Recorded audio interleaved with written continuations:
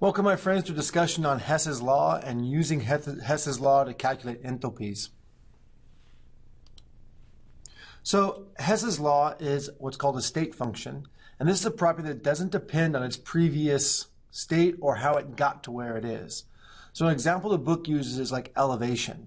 So no matter how you get to a certain elevation, whether you drive a car up a mountain or parachute from an airplane or drive a different route up the mountain or drive to Idaho first and then up the mountain, no matter what you do, as long as you arrive at that same location on the mountain, everyone, no matter how they got there, has the exact same elevation. Another example is location. So no matter how you got to school this morning, your location is the same. Whether you drove straight here or went to a friend's house first, our location is the same as long as we all arrived at school. Right? It's independent of how we got there. An example of something that's not a state function is how much gas you use to get somewhere. So for example, if you went and picked your friend up first and then drove around for a while and then got some coffee and then came to school, you're going to spend more in gas if you come straight to school, even though your end location is the same. So money you spend on gas, not a state function. Your location, state function, doesn't depend on how you got there. So the good thing about enthalpy is that it's a state function. So even if we don't understand the details of a reaction yet, we can still calculate its enthalpy change because it doesn't matter if it gets there in 1 step or 45 steps or even what the steps are in between. As long as we know the starting and ending point, we can figure out its change in enthalpy.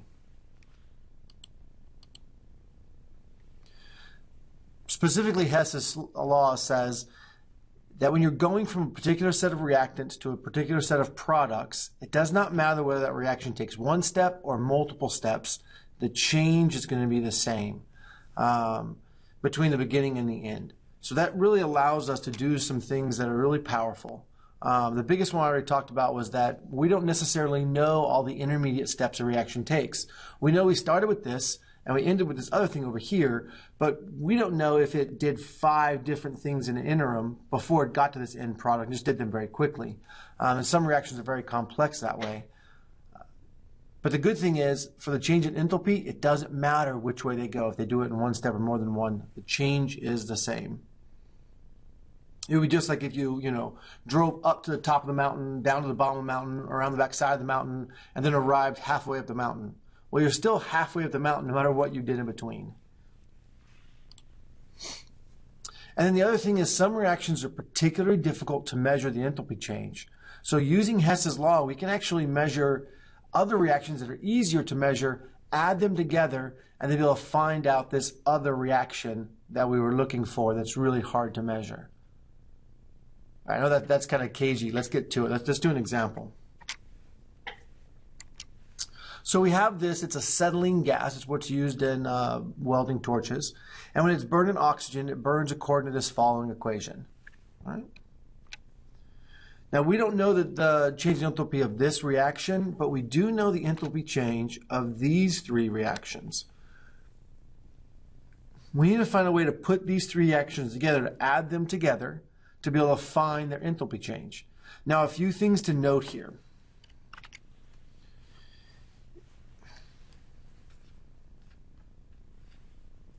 A few things to note here is that this reaction going in this direction, so going from C2H6 into C2H2 plus 2H2, it has a positive change in enthalpy.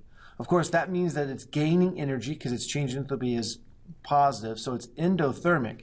If we were to reverse this reaction, flip it over so we have this and this going to that, what we'd end up with is a negative change in enthalpy. So whenever you flip the reaction, you flip it from endothermic to exothermic, but the number itself doesn't change, simply the sign.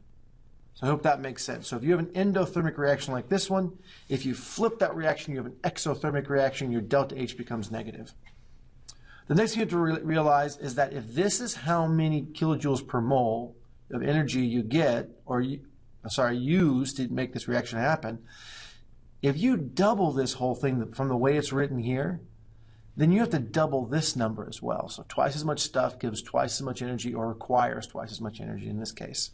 So again, if you double or triple this equation, you got to double or triple this. Or if you cut this equation in half, you've got to cut this in half. The key here is whatever you do to the equation, you do to its enthalpy change as well. All right, so let's get started. We need to turn these three equations into this one overall equation. Now I notice on the left side, I need to have C2H2 and O2. 5 of them and 2 of these. And on the right side, I need 4 CO2s and 2 H2Os to work out. Now, if I look down here, I can start getting some clues. I can say, okay, C2H6, man, that's nowhere in this whole equation. So I'm going to have to get rid of this somehow. C2H2, oh, there's something I need. And on this, in the reactant side of my overall equation. And right now, it's on the product side. So I'm thinking, I'm going to need to flip this equation so I can get this over to the reactant side. We'll do that in a second. And then I'm looking over here and I see H2, and H2 is not in my formula anywhere up here. So again, I'm going to need to cancel this one out sometime during the process. Now I look down at the next equation and I say, oh look, here's another H2. Well, that's interesting because there's an H2 on this side and H2. I'm going to need to cancel these two H2s at some point. These are the ones that are going to get rid of H2 for me. Right? And O2, oh look at that's interesting. I need some O2 in my equation. And H2O, I need some H2O in my equation. That's good stuff too. And then I come down here and I say, okay, CO2, okay, I need it there. H2O, oh, I need it there. Got a couple H2Os. C2, oh, there it is, C2H6. That's going to cancel this C2H6 somehow. Got to make that happen. And then again, some O2 in our equation. So now we've got things that are going to cancel each other and things that we're going to keep. But now we got to start putting them in the order we need them. First thing I notice is this C2H2 is going to be the only C2H2 I have. It has to be on the reactant side. I need to flip this equation. So over here, I'm going to write this equation flipped. So I'm going to do C2H2 plus 2H2 gives C2H6. Now, because I flipped this equation, its delta H is now opposite it was. It was positive, now it's negative. Still the same value, just negative. And that's kilojoules per mole. And when it says kilojoules per mole, it means written the way this is. So technically this is negative 284 kilojoules per every 2 moles of H2. So when you see it this way, it's always for how it's written. All right, so that's good. That gets us our C2H2 on the left side. And now how about this next equation? I know I'm going to need some H2O on the right side. So it looks like this might be the right way to write it. So let's go ahead and write it that way and see what happens. So H2 plus 1/2 O2 gives me H2O. And this delta H is equal to negative 214 kilojoules per mole. And I'm like, all right, awesome. So now I've got some water in the products. I've got some C2H2 over here in the reactants. I still need O2 and CO2. Oh, I have some O2 in the reactants as well. So I just need really some CO2 left. So here I'm looking for CO2 and it's like, oh, there it is. It's over here on this side. So again, I need the CO2 in the products. I'm going to flip this equation over, and that's also going to give me some more water over here on the products as well. So this is good stuff. So I'm going to flip this equation and go 2C2H6 plus 7O2. And notice here also the C2H6 is going to nicely cancel this C2H6, or at least we can make it do so in the future.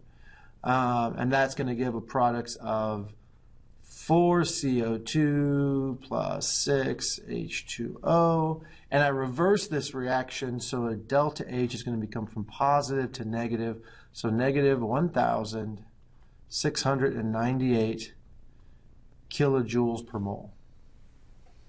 All right, so now I've got them set up. Now I can start trying to cancel some stuff out. The first thing that I notice here is that the C2H6, there's 2 of them here. I need to get 2 of them up here so they can cancel each other because I don't need C2H6 in my formula. I need to get rid of it.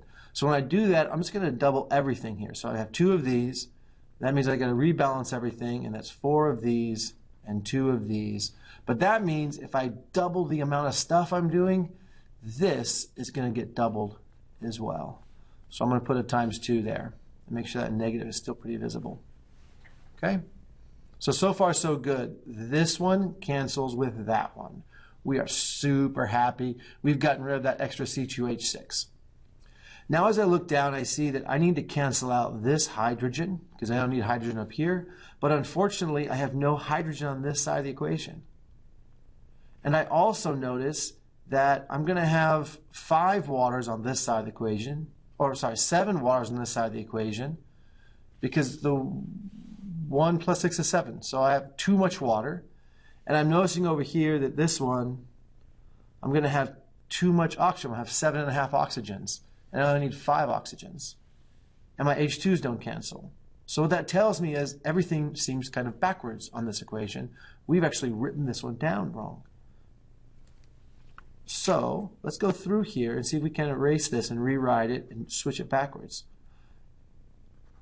And the reason I know to switch it backwards is because they're not adding and subtracting and dividing. They're all weird. Everything is turning out weird. I was getting extra waters and extra oxygens, and I need to flip that one over. So let's flip it real quick and say, instead of writing it this way, we're going to flip it and say H2O on this side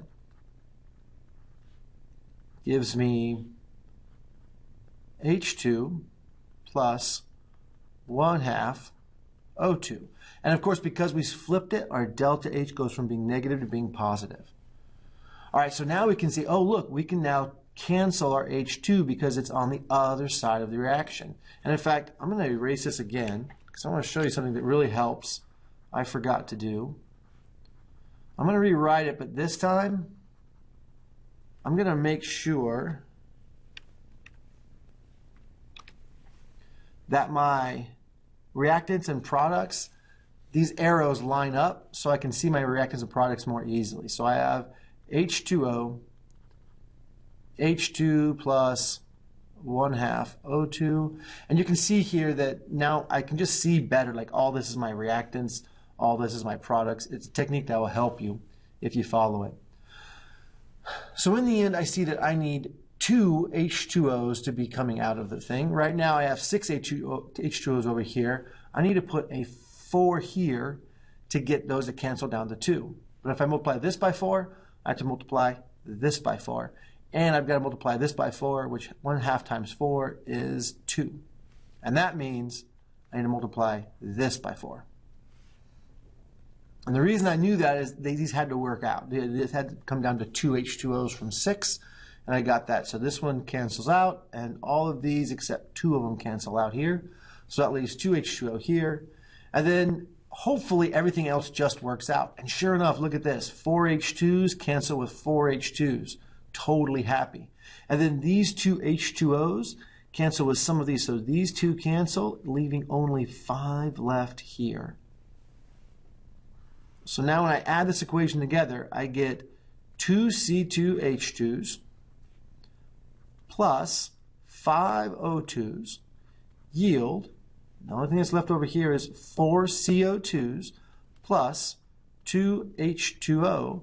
And that is the same equation as up here. So all I have to do now is just add together all my enthalpy changes. So then my delta H for the reaction is equal to 2 times negative 284 kilojoules per mole plus 4 times 214 kilojoules per mole plus a negative 1698 kilojoules per mole. And the total there is equal to negative 1,410 kilojoules per mole. So I was able to get the delta H of this overall reaction without ever having to measure it. I had these other 3 things measured, and I found some clever way to put them together. It is just trial and error. The goal is to get these all 3 to add up to be whatever this equation is. And it's just creative thinking and messing with stuff and flipping reactions and then keeping track of whenever you flip a reaction to change the delta H sign And then if you double or triple or half anything, to double, triple, or half the delta H as well.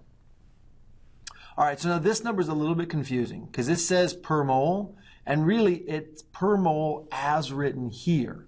So if I was asked what's the enthalpy of doing 1 mole of acetylene, well, this reaction requires 2 moles of acetylene. 1 mole of acetylene would then be negative 705 kilojoules per mole of C2H2. Instead of the reaction, it's just of C2H2. That's how many kilojoules will be provided or be released.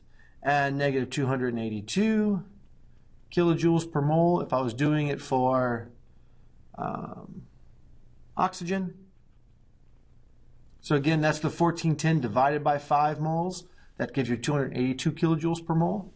And then if I was wondering for CO2, how many I would get per mole of CO2 produced, then we're looking at negative 353 kilojoules per mole of CO2. And finally, negative 705 kilojoules per mole of H2O. Now, oftentimes, if you were going to show this 1410 number, you would have to, next to it, show this balanced equation so people knew how many moles you were talking about. Oftentimes, what we'll see is these equations get rebalanced in terms of the thing you care most about. In this case, it's probably the acetylene. So we would balance this so that there would be a 1 on acetylene, and we would divide by 2, divide by 2. So this would be 5 halves oxygen. This would be 2, and this would be a 1 here. So this equation would get rewritten like this probably. 1C2 plus 5 half O2 yields 2 CO2s plus H2O. And then this number of 705 would be quoted as the molar heat capacity or the molar enthalpy change of the reaction when written like this. Hope that's clear.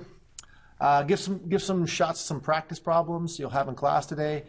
And yeah, good luck.